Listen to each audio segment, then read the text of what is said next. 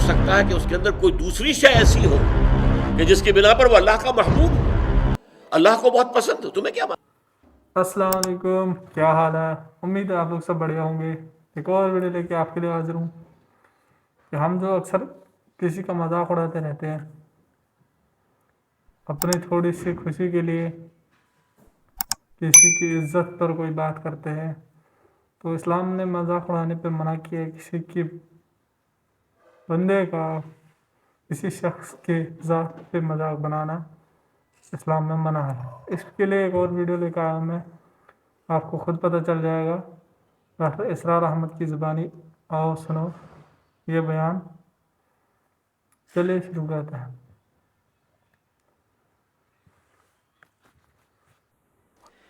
اہل ایمان دیکھو، تم میں سے کوئی ایک گروہ دوسرے گروہ کا مذاق نہ اڑائے.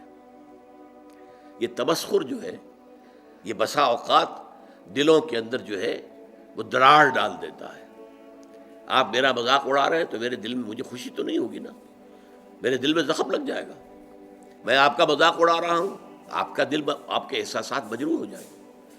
یہ جو زخم پڑ گیا ہے دل کے اندر، یہ اصل میں اس ملت اور امت کی جو قوت ہے اس میں کمی لا رہا ہے. لا یسخر قوم من قوم. اب اس میں جو اس کا جو روح جو ہے وہ اس قدر خوبصورتی کے ساتھ بیان کی گئی. ہو سکتا ہے کہ وہ جن کا مذاق اڑایا جا رہا ہے وہ بہتر ہوں اللہ کی نگاہ میں ان سے کہ جو مذاق اڑا رہے ہیں.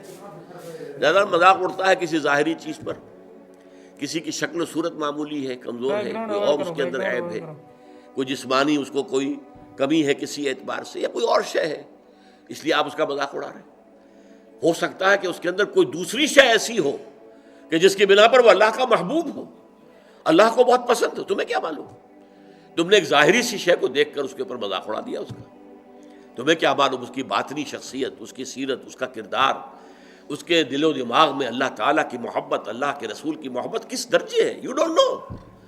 تو تم گویا کہ نہ صرف اپنے بھائی کا دل مجروح اور اس کے احساسات کو مجروح کرو گے، بلکہ یہ کہ در حقیقت یہ تمہارا اقدام اللہ کے خلاف ہو جائے گا کہ جنہیں اللہ اپنا محبوب رکھتا ہو، پسند کرتا ہو.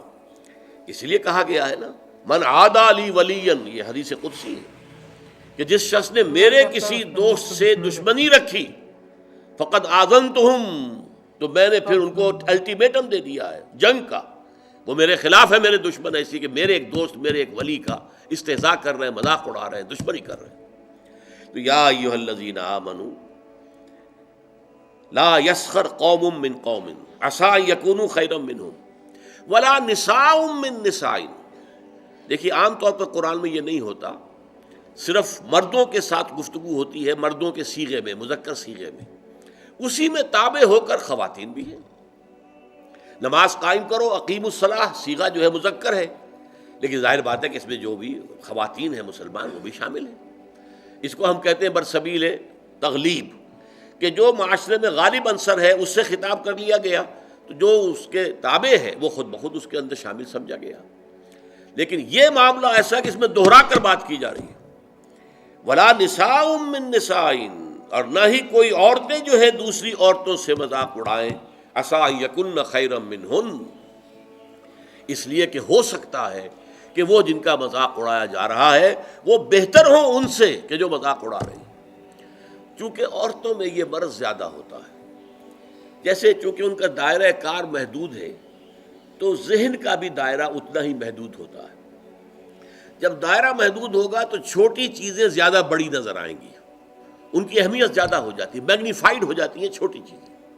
اب عورتیں جو ہے کسی کے لباس ہی کے اوپر فقرہ چست کر دیں گی، یہ تو بڑا پرانا فیشن تھا، یہ پتہ نہیں دقیانوسی کہاں سے آ گئی ہے اس طرح کے کپڑے پہن کر، یہ تو فیشن ہی اب ختم ہو چکا ہے. یا اور کچھ ہے، کسی اور طریقے سے، کسی کے زیورات کے اوپر، کسی کے اور انداز پر وہ فقرے چست کر دینا، مذاق اڑانا، یہ خاص طور پر عورتوں میں. چونکہ جیسا کہ میں نے عرض کیا، ایک ہے دائرہ کار مردوں کا، وہ باہر کی دنیا کا، وسیع تر دنیا میں جا کر ان کے معاملات ہیں، میل جول ہے، گفتگو ہے، کاروبار ہے، بھاگ ہے، دوڑ ہے، سب کچھ ہے.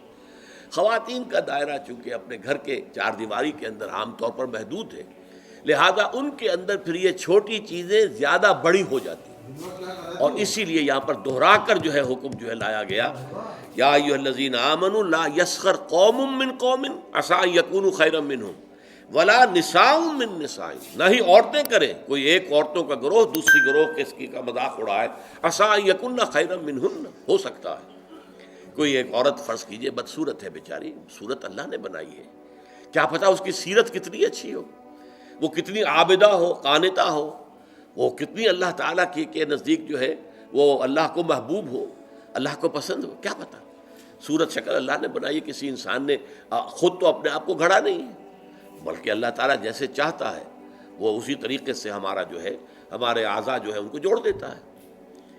تو اس حوالے سے مذاق اڑانا جو ہے، اور یہ میں آپ سے عرض کر دوں، بسا اوقات دوستوں کے اندر ایک چیز مذاق عام ہو جاتی ہے اور برداشت بھی کرتے ہیں، وہ ٹھیک ہے مذاق ہے کوئی بات نہیں، لائٹ موڈ میں کہا ہے، کبھی ایسا ہوتا ہے نفسیاتی طور پر کہ اس آدمی کا موڈ کہیں آف ہے اور وہی مذاق آپ نے اس وقت کر دیا، وہ بالکل تیر کی طرح جا کر لگے گا، تو آپ کو نہیں معلوم کہ اس وقت اس کی نفسیاتی کیفیت کیا ہے، اس کی طبیعت بہت ریسیپٹیو ہوئی ہوئی ہے، حساس ہوئی ہوئی ہے، اس میں تم نے وہ مذاق اگر دوبارہ کر دیا اس سے اور استہزاء کیا، وہ جا کر تیر لگے گا اس کے کلیجے کے اندر یا دل کے اندر، اور ظاہر بات ہے وہ زخم جو ہوگا پھر وہ، اسی لیے عربی میں کہاوت ہے، تلوار کا زخم مندمل ہو جاتا ہے، زبان کا زخم مندمل نہیں ہو سکتا، زبان کی کاٹ دل پر ہوتی ہے، تلوار کا زخم کندھے پر لگا ہے، کندھا جو ہے اللہ کرے گا تو شفا ہو جائے گی، زخم بھر جائے گا، کبھی نہیں بنتا۔ تو تلوار کے زخم جو ہے وہ بھر جاتے ہیں، لیکن زبان کا زخم یہ نہیں بھرتا،